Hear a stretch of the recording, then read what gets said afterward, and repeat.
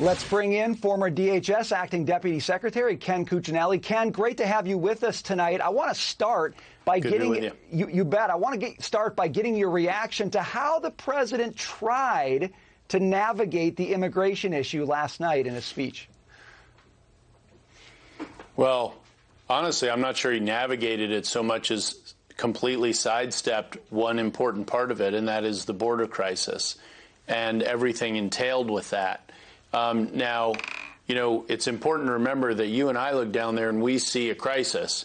He sees a voter registration line. You heard him talk about H.R. 1 yesterday in the speech to encourage people to support that voting bill, which would sweep non-citizens, including illegal aliens, from state databases onto the voter rolls. It mandates it by federal law.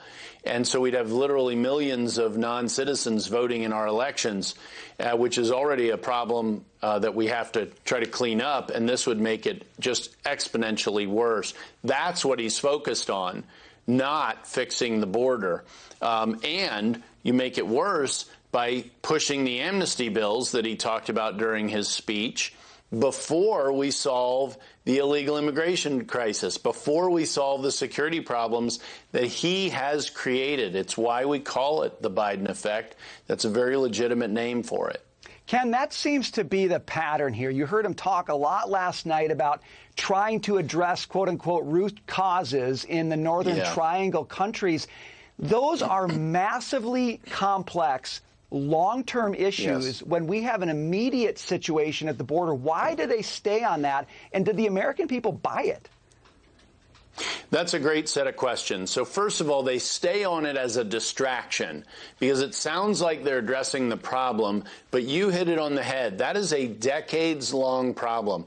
And we have addressed other decades-long problems with these countries in the past. From the 80s and into the 90s, we helped them get rid of their death squads to build police forces that weren't a threat to their own countries and that help maintain the peace in their countries today and do a much better job. And they actually fight crime in those countries. So we can help them solve long-term problems.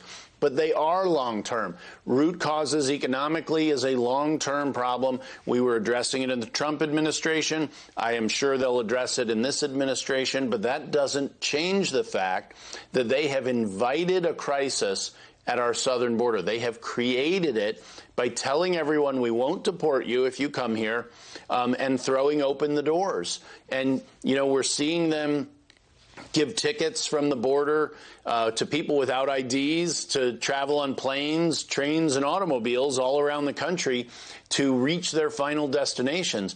The U.S. government has gone from enforcing the law against illegal immigration to facilitating human trafficking by participating in it.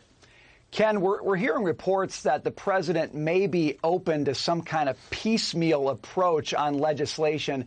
Does that give you any comfort, or does that just mean kind of an open borders policy done in phases?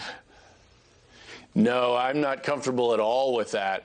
That sort of a strategy is used when you can't convince enough Republicans that your idea is worthwhile. So you try to chop it up into pieces, and what you'll end up seeing is many attempts to use the budget reconciliation process to push a lot of this stuff through because America doesn't want it.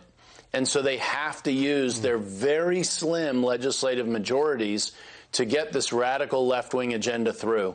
Ken Cuccinelli, thank you so much. An important issue. Appreciate your perspective as always. Thank you. Good to be with you. Thanks for watching the Heritage Foundation's YouTube channel. With more than 500,000 members, we are the nation's largest conservative research and education institution.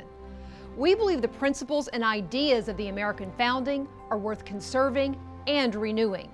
Please help us further our mission by subscribing to this channel and sharing our videos with your family and friends.